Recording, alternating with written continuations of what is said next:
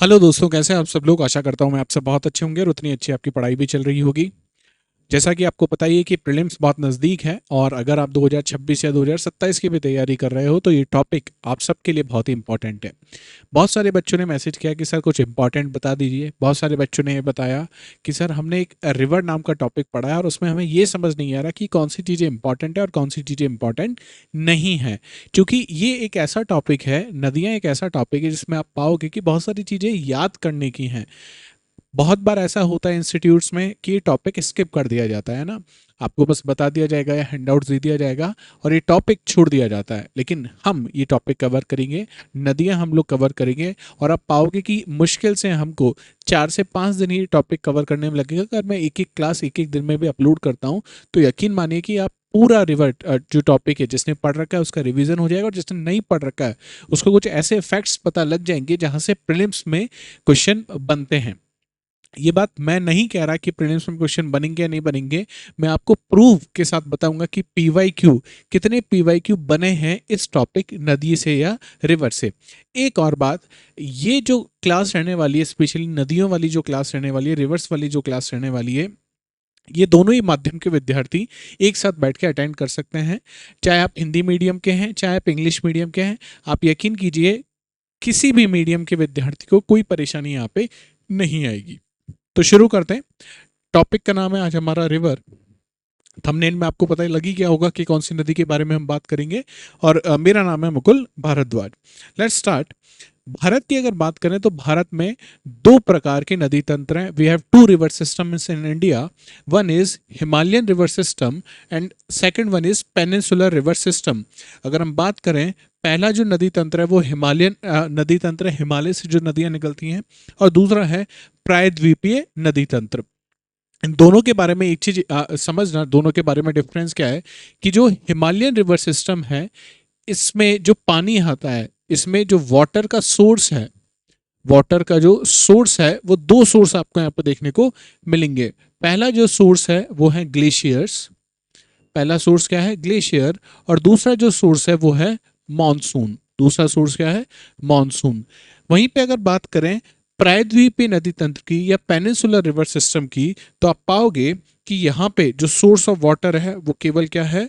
वो केवल मानसून है। केवल क्या है? मानसून। तो मानसून में जब बारिश होती है तब इन प्रायद्वीपीय नदियों को पानी मिलता है, जबकि हिमालयन नदियों को पानी कहाँ से मिलता है? हिमालयन नदियों को पानी हिम नदों से, ग्लेशियर से। साथ ही साथ जो मानसून की जो बारिश होती है तब भी इन नदियों को क्या मिल जाता है? पानी मिल जाता है। तो भी हमारे पास दो नदी तंत्र है, एक एक करके हम लोग पढ़ेंगे। आज हम शुरू करने वाले हिमालयन रिवर सिस्टम। कौन सा नदी तंत्र आज हम पढ़ने वाले हैं? हिमालयन रिवर सिस्टम आज हम लोग स्टार्ट करने वाले हैं। अच्छा, हिमालयन रिवर सिस्टम की अगर अपन बात करें तो इसमें प्रमुख रूप से तीन नदियों या तीन नदी तंत्रों के बारे में हम लोग पढ़ते हैं। पहला है जो इंडिया के लिए सबसे इंपॉर्टेंट है, कौन सी रिवर? गंगा। दूसरा है ब्रह्मपुत्रा। ब्रह्मपुत्रा। और तीसरा है इंडस। तीसरा है इंडस। पहला कौन सा है? पहला है गंगा, गंगा नदी तंत्र। दूसरा है ब्रह्मपुत्र, ब्रह्मपुत्र। और तीसरा है सिंधु नदी, सिंधु नदी। अच्छा, ये तो न्यूज़ में है ही, आपको पता है। सिंधु नदी जो समझौता है वो लगातार न्यूज़ में है। ऑपरेशन सिंदूर, पहलगाम हमले से ये लगातार न्यूज़ में है। तो इसमें तो हम और डिटेल में पढ़ेंगे। हम लोग आज शुरू करेंगे कौन सी नदी से? भारत की सबसे इंपॉर्टेंट नदी जिसका नाम है गंगा नदी। जिसका नाम क्या है? Ganga river system. अच्छा, गंगा ना केवल एक धार्मिक नदी है, बल्कि आप देखोगे उत्तराखंड, उत्तर प्रदेश, बिहार, पश्चिम बंगाल, बांग्लादेश, इन सभी जगह, इन सभी जगह पे जो एग्रीकल्चर होता है, जो कृषि होती है, वो किस नदी के पीछे आपको देखने को मिलेगी? इस गंगा नदी के पीछे आपको देखने को मिलेगी। इस गंगा नदी को शुरू करने से पहले मैं नदियों के बारे में कुछ छोटी सी बातें और आपको बता देता हूं, ताकि आने वाली जितनी भी नदियां हैं उसको आप बहुत अच्छे से समझ पाओ, बहुत अच्छे से समझ पाओ। तो एक बार समझ लेते हैं नदी के बारे में। देखो, नदी को जब आप जब भी पढ़ोगे तो नदी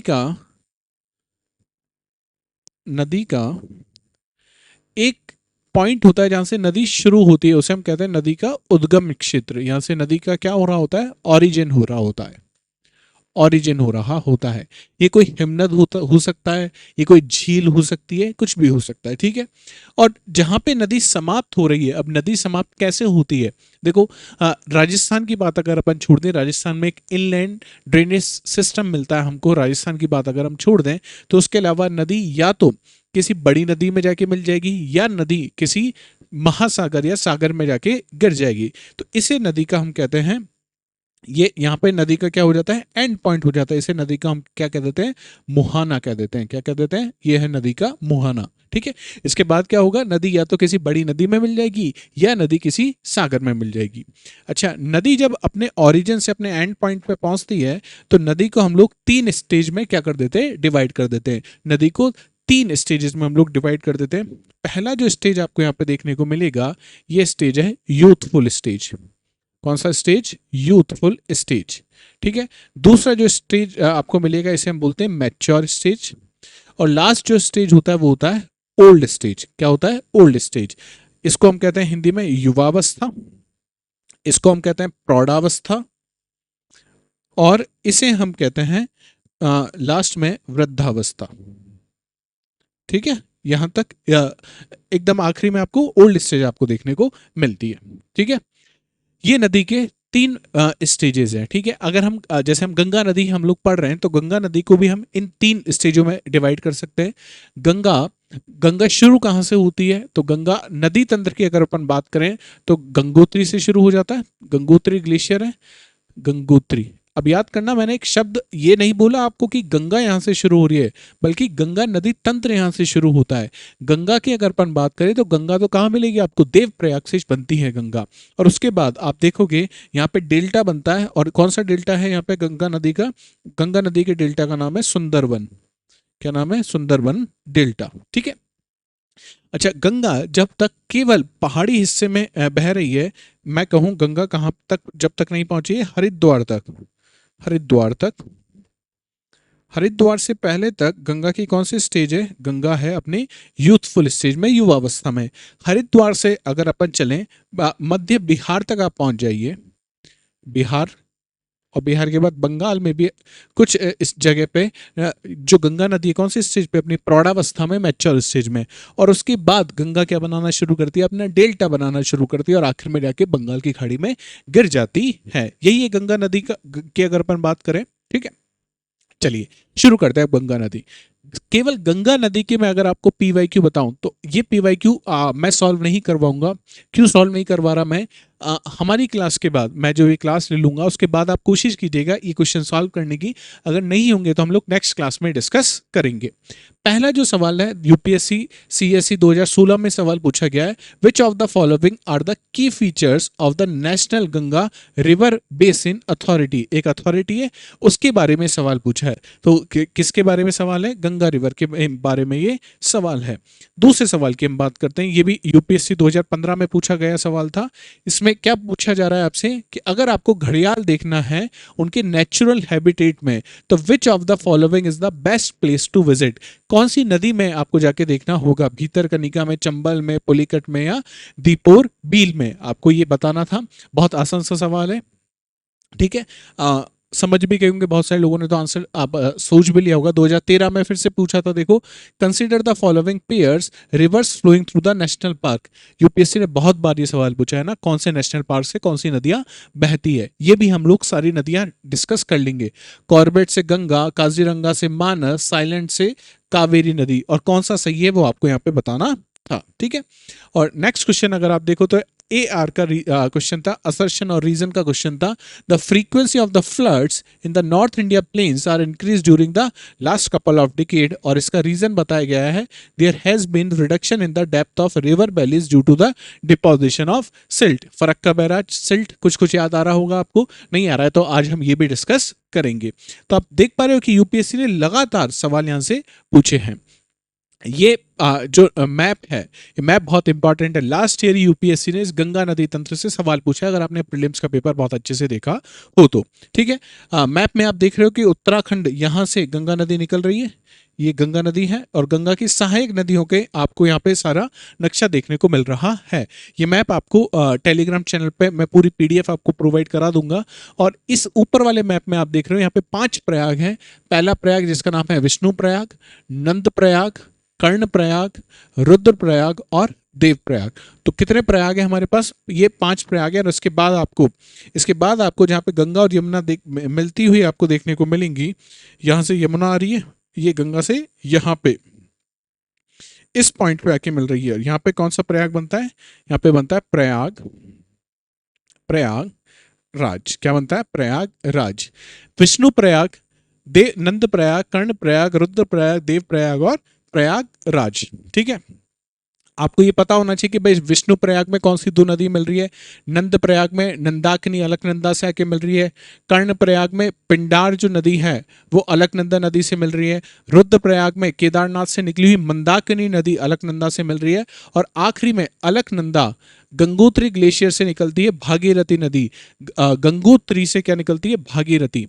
तो भागीरथी नदी के साथ भागीरथी प्लस अलकनंदा, ये संगम कहाँ पे होता है? ये कॉन्फ्लुएंस कहाँ पे होता है? ये कॉन्फ्लुएंस होता है देव प्रयाग में। और इसके बाद हमें कौन सी नदी देखने को मिलती है? इसके बाद हमें नदी देखने को मिलेगी, उसका नाम है गंगा। उसके बाद जो नदी मिलती है उसका नाम क्या है? गंगा नदी उसका नाम है। ये गंगा की सारी सहायक नदी आपको देखने को मिल रही होगी। उसमें प्रमुख रूप से आप देख रहे हो यमुना की एक सहायक नदी है हिंडौन, ऊपर आपको टॉन्स देखने को मिल रही है। फिर गंगा है, गंगा की सहायक नदी, ये इंपॉर्टेंट है। ये आपसे अरेंज करने से भी पूछा जा सकता है, आपसे ईस्ट टू वेस्ट या वेस्ट टू ईस्ट, पूर्व से पश्चिम या पश्चिम से पूर्व अरेंज करने से पूछा जा सकता है। तो याद रखना, रामगंगा के बाद गोमती, घाघरा, गंडक, कोसी, ये कुछ महत्वपूर्ण नदियां हैं। उसके बाद अगर आप देखोगे दूसरे साइड की जो नदी है उसमें यमुना में आके मिलती है चंबल में आके मिलेगी, आप देख रहे हो सिंध नदी, फिर बेतवा नदी है। ये सब किसकी सहायक नदी है? यमुना की सहायक नदी है। और यमुना गंगा से कहाँ मिल रही है? प्रयागराज में आके मिल रही है। उसके बाद आप देख रहे हो प्रमुख नदी जो है वो सोन नदी है, सोन की सहायक नदी रिहंद, ये सोन की सहायक नदी है। उसके बाद कोयल, ये भी आपको देखने को मिलती है। इसके आगे आप जाओगे तो आपको दामोदर नदी और हुगली नदी देखने को मिलेंगी। तो ये नक्शा बहुत इंपॉर्टेंट है, इसको बहुत अच्छे से पढ़िएगा आप। और आगे मैं आपको क्लास में पूरी जो पीडीएफ है वो क्लास की पीडीएफ आपको कहाँ प्रोवाइड करा दी जाएगी?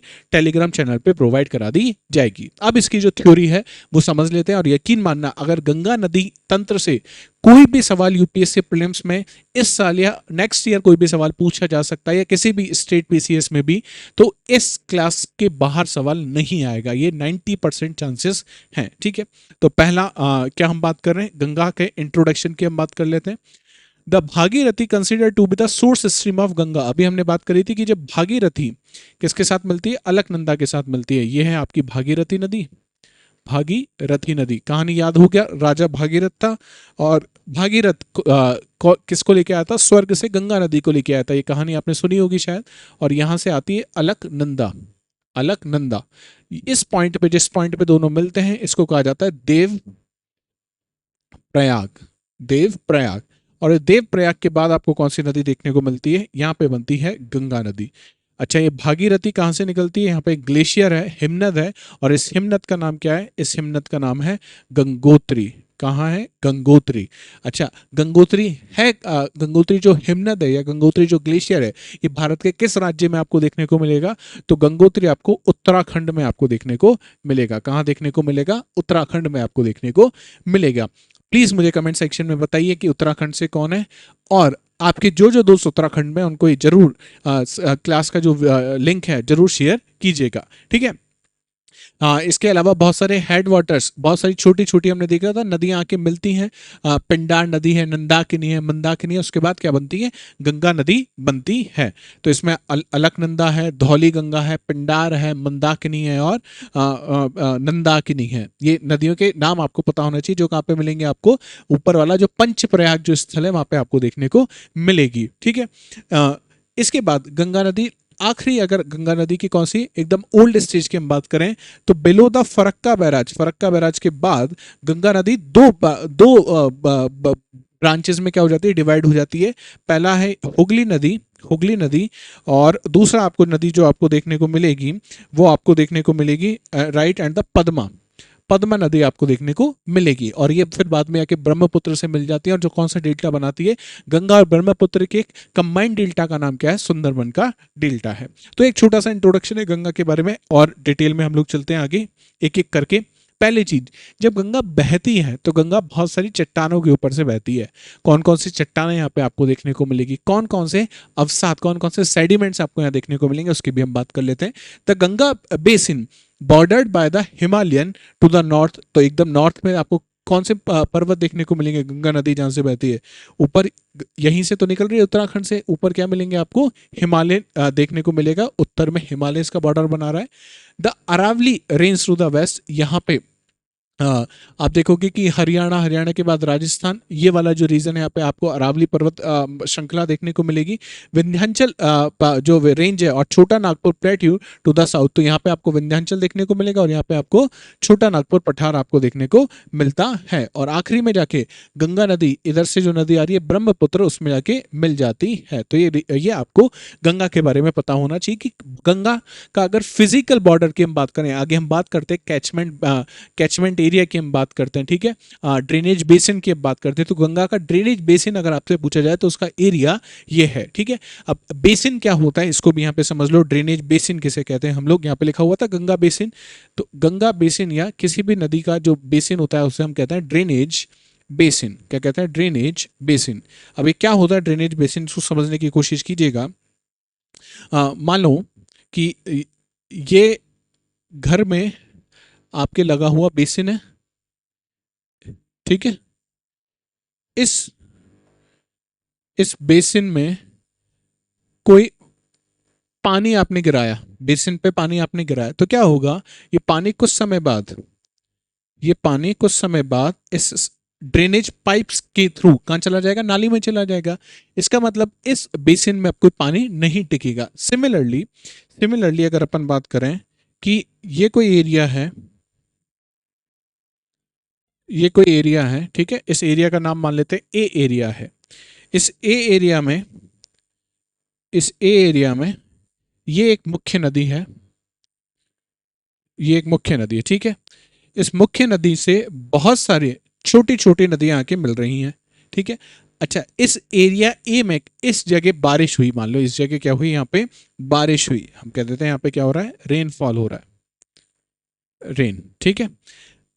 यहाँ पे बारिश हुई और बारिश का पानी धीमे धीमे इस नदी में पहुंचेगा, और इस नदी के माध्यम से इस नदी में पहुंच जाएगा। इसका मतलब इस एरिया में कहीं पे भी बारिश हो, अंततः वो पानी अल्टीमेटली वो वाटर कहाँ पहुंच जाएगा, इस मेन रिवर में पहुंच जाएगा। इसका एग्जाम्पल समझने की कोशिश करना आप। हमारे पास रिवर है गंगा। अच्छा, गंगा का अगर आप स्टेट देखोगे, गंगा कौन कौन से स्टेट से फ्लो कर रही है, तो आपको देखने को मिलेगा उत्तराखंड, आपको देखने को मिलेगा यूपी, आपको देखने को मिलेगा बिहार, आपको देखने को मिलेगा वेस्ट बंगाल। ये गंगा नदी यहां से बह रही है। अच्छा, गंगा नदी राजस्थान से बह रही है, नहीं बह रही है, ठीक है। अच्छा, गंगा की एक सहायक नदी है जिसका नाम है यमुना। गंगा की सहायक नदी क्या है, यमुना की एक सहायक नदी है चंबल, और चंबल की एक सहायक नदी है बनास। चंबल की सहायक नदी क्या है, बनास, ठीक है। बनास जो नदी है ये मुख्यतः आपको कहां देखने को मिलती है, राजस्थान में। कहां देखने को मिलेगी, राजस्थान में नदी है बनास। अच्छा, बनास में बारिश का पानी आया तो बनास का पानी कहां पहुंचेगा, बनास का पानी पहुंचेगा चंबल नदी में, चंबल नदी का पानी पहुंचेगा यमुना में, और यमुना का पानी अल्टीमेटली कहां पहुंच जाएगा, गंगा में पहुंच जाएगा। हो रहा है ऐसा। इसका मतलब राजस्थान में जिस एरिया में बनास बह रही है उस एरिया में बारिश अगर हुई तो राजस्थान का पानी अल्टीमेटली कहां पहुंच जा रहा है, गंगा नदी में पहुंच जा रहा है। तो गंगा नदी डायरेक्टली कहां नहीं बह रही है, राजस्थान में नहीं पहुंचे, लेकिन राजस्थान का पानी कहां पहुंच जा रहा है, गंगा नदी में पहुंच पा रहा है। इसलिए अगर कभी भी बात की जाए कि गंगा का जो ड्रेनेज बेसिन है उसमें क्या राजस्थान आता है, तो बिल्कुल राजस्थान उसमें आता है। इस तरीके से यूपीएससी प्रारंभिक परीक्षा में आपको स्टेट देके फंसाने की कोशिश कर सकती है, तो यहाँ पे आप थोड़ा सा चौकन्ना रहिएगा। ठीक है, अच्छा, अब गंगा की सहायक नदियों के बारे में हम बात करें, गंगा के ट्रिब्यूटरीज की हम बात करें, तो मुख्य रूप से दो तरह की ट्रिब्यूटरी हैं। एक ट्रिब्यूटरी जिसका नाम है लेफ्ट बैंक ट्रिब्यूटरी और दूसरी ट्रिब्यूटरी जिसका नाम है राइट बैंक ट्रिब्यूटरी।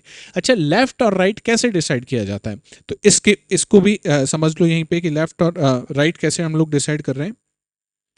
मानो कि ये नदी है और इस नदी का जो फ्लो है वो इस डायरेक्शन में है, नदी इस दिशा में आगे बढ़ रही है।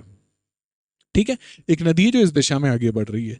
अब इसके पास दो साइड है, एक अपर साइड है और एक लोअर साइड है।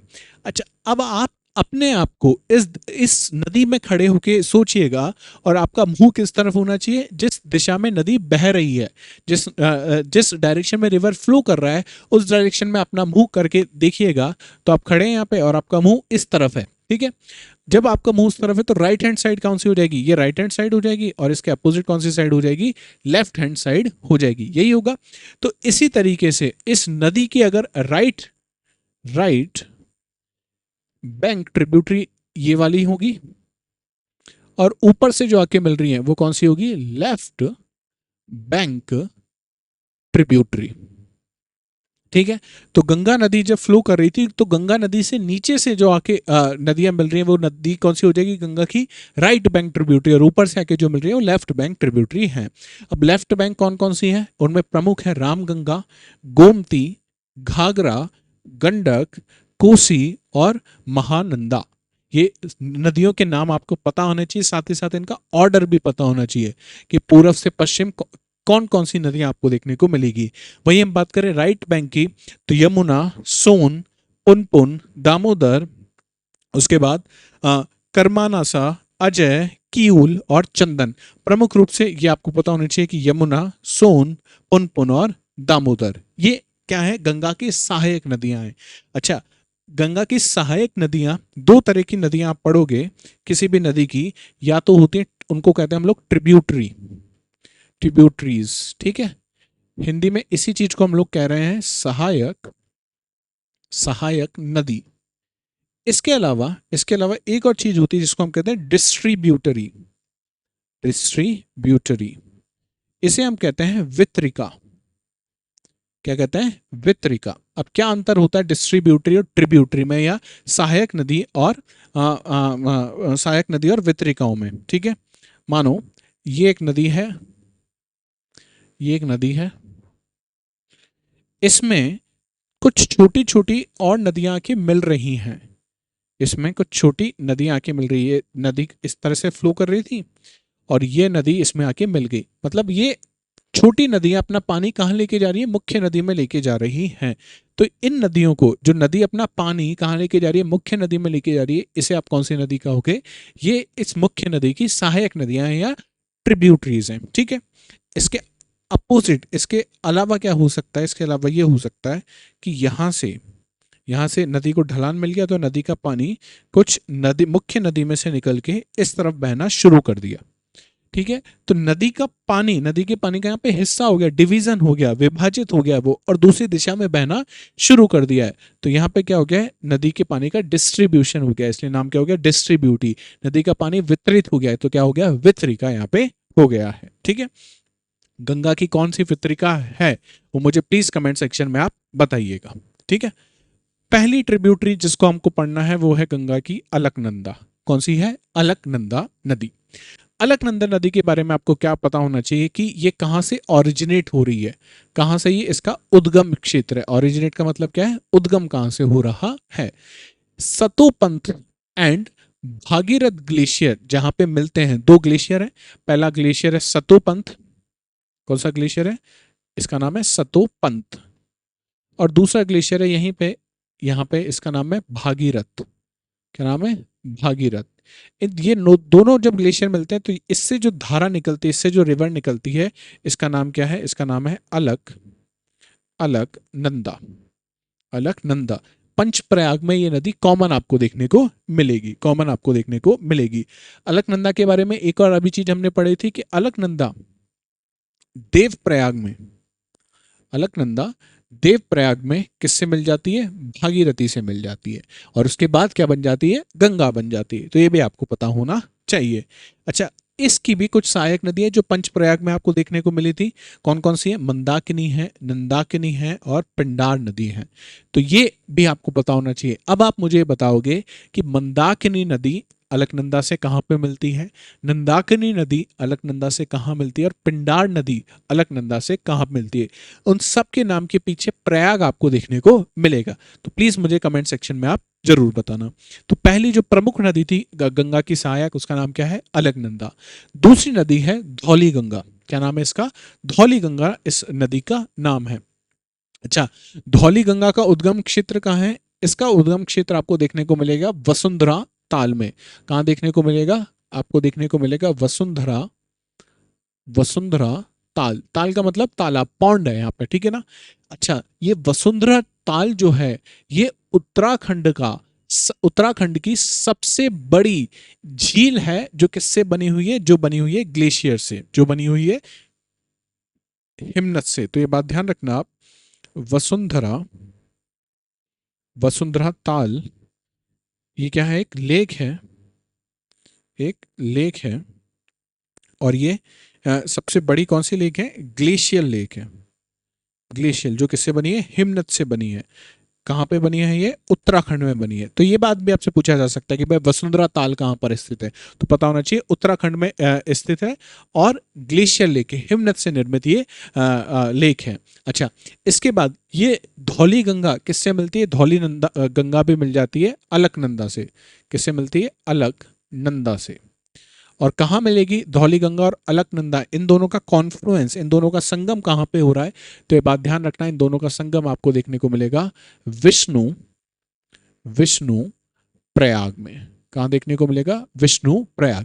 तो विष्णु प्रयाग में कौन सी दो नदी आके मिल रही है? अब ध्यान रखना, विष्णु प्रयाग में आपको धौली गंगा, धौली गंगा और धौली गंगा के साथ आपको कौन सी नदी मिल रही है यहाँ पे? अलकनंदा, अलक नंदा। तो मुख्य आप ये पंचप्रयाग में मेनली आपको एक नदी तो कॉमन मिलेगी जिसका नाम है अलकनंदा। उसके अलावा आपको दूसरी नदी आपको पता होनी चाहिए, ठीक है।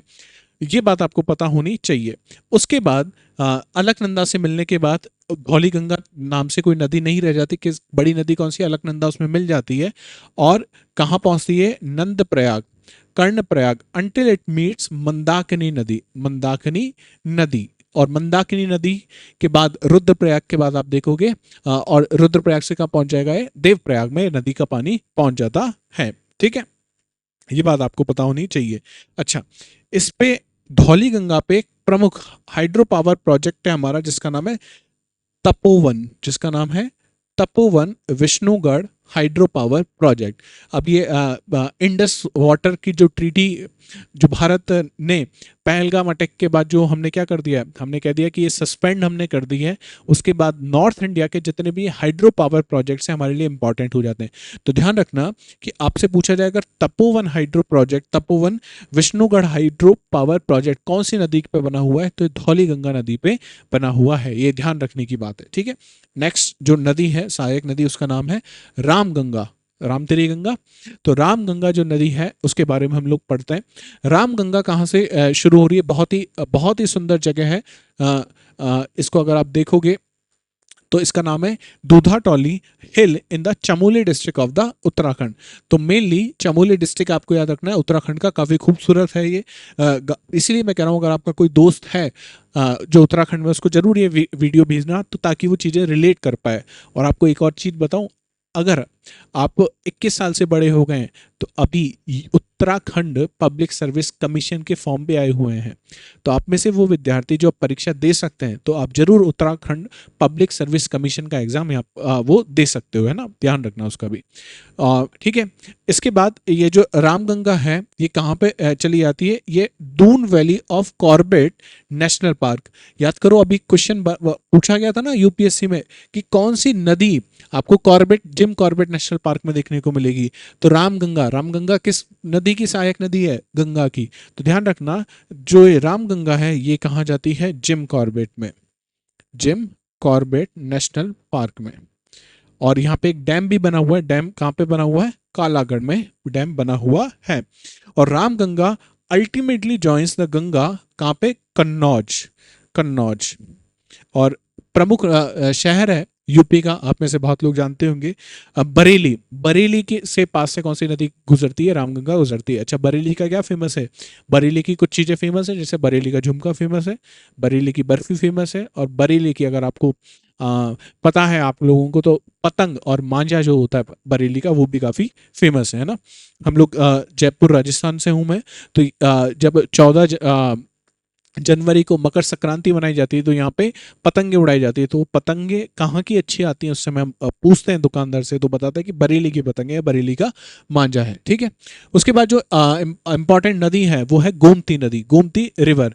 यूपी वाले लोगों को बहुत अच्छे से पता होगा गोमती के बारे में, हाँ या ना।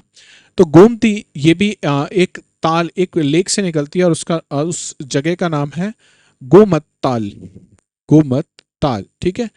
इसी को ही हम लोग पहले बोला करते थे फुलहार, फुलहार झील। इसी को हम क्या कहते थे? इसको हम कहते थे फुलहार झील।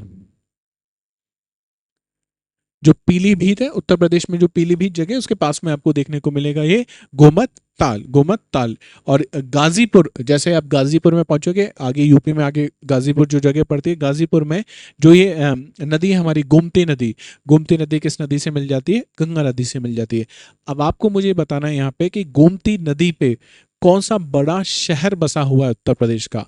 मैं वैसे तो उम्मीद करता हूँ कि आप में से बहुत सारे लोग यूपी के हैं, हिंदी माध्यम का अच्छा खासा क्राउड यूपी से आता है, आप सब लोगों को पता होगा, लेकिन प्लीज मुझे कमेंट सेक्शन में बताएं कि गोमती नदी पे कौन सा शहर आपको देखने को मिलता है। ठीक है। नेक्स्ट रिवर है जो हमारी, उसका नाम है घाघरा रिवर, घाघरा रिवर। ये कौन सी ट्रिब्यूटरी की हम बात कर रहे हैं? लेफ्ट बैंक ट्रिब्यूटरीज की हम लोग अभी बात कर रहे हैं। ठीक है ना। और ये घाघरा रिवर जो है गंगा में कहाँ जाके मिलती है? बिहार में जाके मिल जाती है। तो बिहार में एक जगह पड़ेगी छपरा, छपरा में जाके, छपरा का है बिहार में, और बिहार में जैसे ही पहुंचती है कौन सी नदी? गंगा नदी, तो उससे कौन सी नदी आके मिलती है? घाघरा नदी आके मिलती है। ठीक है। अच्छा, ये घाघरा नदी का ओरिजिन कहाँ पर है? तो घाघरा नदी का ओरिजिन आपको तिब्बत में देखने को मिलेगा। कहाँ पे? तिब्बत वाला जो रीजन है वहां आपको देखने को मिलेगा। वहां पे एक ग्लेशियर है, और उस ग्लेशियर का नाम है माप चा चुंगो ग्लेशियर, मापचा चुंगो ग्लेशियर। इस नदी से इस ग्लेशियर से, इस हिमनद से कौन सी नदी निकल रही है? इस हिमनद से निकल रही है घाघरा नदी, जो गंगा से कहाँ पे मिलती है? बिहार में आके मिलती है। और बिहार की कौन सी जगह पे? छपरा जो जगह है वहां पे आपको देखने को मिलती है। अच्छा, इस घाघरा नदी का एक और नाम आपको पता होना चाहिए, इसी को हम बोलते हैं करनाली नदी। कौन सी नदी है? करनाली नदी आपको देखने को मिलेगी। ठीक है ना। और ये बात आपको पता चली गई कि तिब्बत वाले रीजन से कहाँ पे आती है? इंडिया में आती है। ठीक है ना। कोशिश करना चाहिए हमको कि तिब्बत उसको बोले, हम उसको चाइना ना बोले, वो तिब्बत है यार, है ना। तिब्बत पे इलीगली ऑक्यूपेशन है किसका? चाइना का। तो ये बात हमको एज अ इंडियन, ये बात हमको सपोर्ट करना चाहिए कि चाइना ने उसको इलीगली ऑक्यूपाई किया हुआ है ना, तो वो तिब्बत चाइना का पार्ट नहीं था, इलीगली ऑक्यूपाई किया, और दलाई लामा को भाग के आना पड़ा हिंदुस्तान में। ठीक है ना। हमने उनको शरण दी। धर्मशाला आज भी अगर आप देखोगे तो वहाँ पे बहुत सारी बुद्धिस्ट मोनेस्ट्री, दलाई लामा वहाँ आपको देखने को मिलेंगे हिमाचल प्रदेश में। तो एज एन इंडियन हमको सपोर्ट करना चाहिए। जब हमारी सरकार इस बात को सपोर्ट कर रही है तो हमको वो चाइना नहीं, हमको क्या लिखना चाहिए? वो तिब्बत लिखना चाहिए। चलिए, नेक्स्ट रिवर है शारदा रिवर। इंपॉर्टेंट रिवर है बहुत, लगातार न्यूज में भी रहती है। अच्छा, कहाँ से ओरिजिनेट होती है? तो ये ओरिजिन, इसका उद्गम क्षेत्र आपको देखने को मिलेगा, एक मिलन ग्लेशियर है, मिलियन ग्लेशियर। और ये मिलियन ग्लेशियर कहाँ पर है? यह है नेपाल में। कहाँ पर है? नेपाल में। नेपाल में जब ये मिलियन ग्लेशियर से निकलती है तो इसका नाम होता है यहाँ पे गौरी गंगा। क्या नाम है इसका? गौरी गंगा। अब ये एक ऐसी नदी जिसके नाम बहुत बार बदलेंगे, तो याद रखना हम नदी कौन सी पढ़ रहे हैं? शारदा नदी। नेपाल में किस नाम से जानी जाती है? गौरी गंगा के नाम से जानी जाती है। ठीक है। इंडिया में उत्तराखंड, और उत्तराखंड में एक जगह आपको देखने को मिलेगी पिथौरागढ़, पिथौरागढ़ डिस्ट्रिक्ट। ठीक है ना, पिथौरागढ़। अच्छा, क्या आप मुझे बता सकते हो कि पिथौरागढ़ कोई जगह और भी है क्या उत्तराखंड के अलावा, या ऐसा कोई फोर्ट का नाम भी है क्या, ऐसे कोई किले का नाम भी है? अगर आप में से कोई राजस्थान से है तो उसको ये बात पता होनी चाहिए पिथौरागढ़ के बारे में। ठीक है ना। जैसे ही यहाँ पे पहुंचती है उत्तराखंड में, तो इस नदी का नाम क्या हो गया? काली रिवर। काली रिवर। और इस काली रिवर और इसी एरिया में उत्तराखंड पिथौरागढ़ के पास ही एक जगह और पड़ती है जो आपको पता होना चाहिए, जो बहुत बार न्यूज में रहेगी, वो है काला पानी। काला पानी। काला पानी इंडिया और नेपाल के बीच में नेपाल ने क्या किया था, हमारा ये जो रीजन है काला पानी वाला रीजन, इसको अपना मैप में बता दिया था। तो ये कुछ दिक्कत हो गई थी नेपाल और भारत के बीच में, लेकिन काला पानी हमारा एरिया है ना। एक्चुअली हुआ क्या कि जब ब्रिटिशर्स यहाँ पे थे तो उन्होंने कहा कि नदियों से हम लोग सीमा बना देते हैं। अब काली नदी जो बह रही थी उससे हमने सीमा बना दी कि एक तरफ इंडिया है, दूसरी तरफ क्या है? नेपाल। अब नदी अपना रास्ता क्या करती रहती है? बदलती रहती है। अब नदी अपना रास्ता बदल देगी, इसका मतलब ये थोड़ी कि सीमा भी बदल जाएगी। तो ये थोड़ा सा डिस्प्यूट है, और वो डिस्प्यूट काला पानी का डिस्प्यूट है। कहाँ पे? काली रिवर। और काली रिवर को हम और किस नाम से जानते हैं? शारदा रिवर के नाम से जानते हैं, और गौरी गंगा के नाम से इसको जानते हैं। ठीक है, ये बात आपको पता होनी चाहिए। इसके अलावा लिखा हुआ है कि बहुत बड़े बड़े क्या बनाती है? गॉर्जेस बनाती हैं। तो जो घाटियां बनाती है, जो वैली है, वो काफ़ी इसकी गहरी हैं। डीप गॉर्जेस का निर्माण ये करती है। ठीक है, ये बात आपको पता होनी चाहिए। नेक्स्ट, सरयू नदी। सरयू नदी आपको पता ही है, अयोध्या जो जगह है उसके बिल्कुल पास से कौन सी नदी गुजरती है? सरयू। मैं अयोध्या से ही होकर गुजरती है सरयू नदी। इसके अलावा ये किसकी ट्रिब्यूटरी है? ये शारदा जो रिवर है उसकी ट्रिब्यूटरी है। तो ये ध्यान रखना, शारदा नदी की ट्रिब्यूटरी है।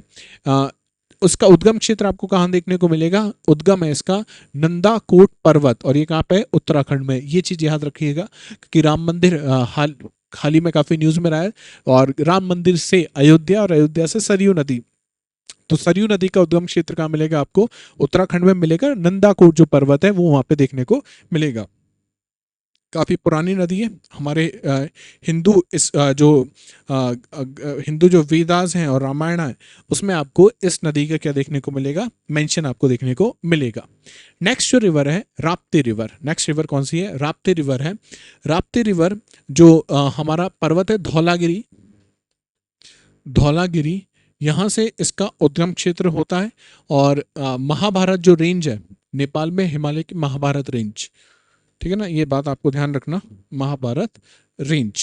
ठीक है ना, इतनी बात आपको पता होनी चाहिए राप्ती के बारे में, इससे ज्यादा आपसे नहीं पूछा जाएगा। ठीक है, गंडक रिवर इंपॉर्टेंट है। गंडक रिवर, ठीक है ना, दो नदियों से मिलकर ये रिवर बनती है गंडक। पहली जो नदी है उसको बोलते हैं हम काली नदी, और दूसरी जो नदी है उसको बोला जाता है त्रिशूली नदी। त्रिशूली नदी, ठीक है ना, ये नेपाल में मिलते हैं, और उसके बाद कहाँ पे गंडक आती है? इंडिया में फ्लो करती है। ठीक है ना, इसके बाद इस नदी को हम लोग क्या बोल देते हैं? यहाँ पे इस नदी का एक और नाम आपको पता होना चाहिए। ये नदी है नारायणी रिवर। नारायणी रिवर। तो काली और त्रिशूली, इससे कौन सी नदी बनी? गंडक। और गंडक का एक और नाम क्या है? गंडक का एक और नाम है नारायणी रिवर। नारायणी रिवर। और गंडक नदी जो है बिहार में पटना के निकट, पटना के निकट किस नदी से मिल जाती है? गंगा नदी से आके मिल जाती है। गंगा नदी से आके मिल जाती है। तो ये बात आपको पता होना चाहिए किसके बारे में? गंडक नदी के बारे में। नेक्स्ट, कोसी नदी, बहुत इंपॉर्टेंट। बिहार से जितने भी लोग मुझे देख रहे हैं, आप सब लोगों को पता होगा कि कोसी नदी क्यों इंपॉर्टेंट है। इसे हम क्या कहते हैं? इसे हम कहते हैं बिहार का शोक, सौरो ऑफ बिहार इसे कहा जाता है। ठीक है ना, it is also known as Saptakoshi. इसका एक और नाम है सप्तकोशी। क्यों सप्तकोशी है? क्योंकि 7 नदियों से मिलकर बनती है। कौन सी कितने नदियों से? 7 नदियों से। अगर आप पीपीएससी का एग्जाम दे रहे हैं तो आपको पता होना चाहिए कौन सी 7 नदी है। अदरवाइज यूपीएससी के लिए आपको इतना पता होना चाहिए इसे सप्तकोशी कहा जाता है। Why it is known as Saptakoshi? Because ये 7 हिमालयन ट्रिब्यूटरी से मिलकर बनी होती है। ठीक है ना, और कहाँ पे मिलेगी आपको? नेपाल और इंडिया में आपको नदी देखने को मिलेगी। ठीक है ना, गंगा की काफी बड़ी ट्रिब्यूटरी है जो कहाँ से आती है? नेपाल से आती है। और गंगा में कहाँ पे मिलेगी आपको? कटिहार जो डिस्ट्रिक्ट है वहाँ पे गंगा नदी में आके मिल जाती है। जब नेपाल से इंडिया में आती है तो क्या लाती है अपने साथ? बहुत सारा गाद लेके आती है, सिल्ट लेके आती है, और सिल्ट के कारण अपना रास्ता बार बार बदलती रहती है। और जब ये नदी अपना रास्ता बदलती है तो बिहार में आती है जबरदस्त बाढ़। इसलिए इसे बिहार का क्या कहा जाता है? बिहार का है ये शोक। बिहार में क्या लेके आती है? शोक लेके आती है, बाढ़ लेके आती है। और बाढ़ से क्या होता है? जनमानस को काफी हानि होती है, ह्यूमन लाइफ्स को काफी क्या होता है? लॉस होता है। इसलिए बिहार का सौरो ऑफ बिहार या बिहार का शोक इसे कहा जाता है। तो ये थी गंगा की कुछ प्रमुख गंगा की कुछ प्रमुख सहायक नदियां, the major tributary of the Ganga. इसके अलावा एक प्रोजेक्ट आपको पता होना चाहिए जो काफी न्यूज में रहता है। इस प्रोजेक्ट का नाम है नमामि गंगे प्रोग्राम। क्या नाम है? नमामि गंगे प्रोग्राम। ठीक है। अच्छा, प्रोग्राम बना दिया तो प्रोग्राम को संभालने के लिए कोई ना कोई अथॉरिटी भी तो होनी चाहिए। तो इस नमामि गंगे प्रोग्राम को संभालने के लिए हमारे पास जो अथॉरिटी है उसका नाम है national Ganga river basin authority. National Ganga river basin authority. ठीक है ना, ये बात ध्यान रखना। ये अथॉरिटी क्या करती है? ये जो नमामि गंगे प्रोग्राम है इसको संभालती है। याद करो, इससे सवाल बना था, मैंने जो आपको पहला सवाल बनाया था वो इसी से था। ठीक है ना। अच्छा, इसका मकसद क्या है, इसका एम क्या है, क्या उद्देश्य है? To address challenge in the Ganga river through 4 sectors. 4 sectors को ध्यान रखेगी, ये इंपॉर्टेंट है, यहां से अभी सवाल नहीं बना है तो पूछा जा सकता है। कौन कौन से सेक्टर है? पहला है वेस्ट वाटर मैनेजमेंट, जो दूषित पानी है उसको कैसे मैनेज किया जाए। दूसरा जो है वो है सॉलिड वेस्ट मैनेजमेंट। तीसरा जो है वो है इंडस्ट्रियलाइज पॉल्यूशन। गंगा के आसपास, कानपुर के आसपास आप देखोगे बहुत सारे इंडस्ट्रीज हैं, वो सारा वेस्ट कहाँ जाता है? गंगा नदी में जा रहा है। और चौथा जो है वो है रिवर फ्रंट डेवलपमेंट। तो 4 सेक्टर्स आपको पता होना चाहिए। पहला है waste water management, waste water management. दूसरा है सॉलिड वेस्ट मैनेजमेंट। तीसरा, ये भी वेस्ट से रिलेटेड है, ये किसका वेस्ट है? इंडस्ट्रीज का, इंडस्ट्रियल वेस्ट। और चौथा आपको देखने को मिलेगा वो है रिवर फ्रंट का डेवलपमेंट, रिवर फ्रंट डेवलपमेंट। तो इन 4 सेक्टर्स को कौन सी अथॉरिटी देखती है? इन 4 सेक्टर्स को national Ganga river basin authority देखती है। और नमामि गंगे प्रोग्राम का ऑब्जेक्टिव भी यही है। अच्छा, ये किसके अंतर्गत बनाई गई है? कौन सा रूल था या कौन सा एक्ट था? तो एनवायरमेंटल प्रोटेक्शन एक्ट ऑफ 1986, इसके तहत ये सारे काम करती है। भाई, आपने अथॉरिटी तो बना दी, लेकिन ये अथॉरिटी को शक्ति कौन देगा, कि आप इसको पावर कौन देगा कि आप ये सब काम कर सकते हो? तो इंडिया में we have a act which is known as the environmental protection act of 1986। तो वो जो एक्ट है वो इस अथॉरिटी को, कौन सी अथॉरिटी को? National Ganga river basin authority को ये पावर देता है कि आप ये चारों काम कर सको। ठीक है, ये एक्ट आपको पता होना चाहिए। अच्छा, इसका जो सब चेयरपर्सन जो होता है एनजीबीआरए का, वो कौन होते हैं? हमारे माननीय प्रधानमंत्री महोदय, प्राइम मिनिस्टर इसको क्या करते हैं? चेयर करते हैं। इसके अलावा और कौन कौन से मेंबर्स मिलेंगे आपको? तो इसमें आपको मिलेंगे बहुत सारे यूनियन मिनिस्टर्स। इसके अलावा जहां जहां से गंगा बह रही है उन वहां के मुख्यमंत्री आपको देखने को मिलेंगे। ठीक है।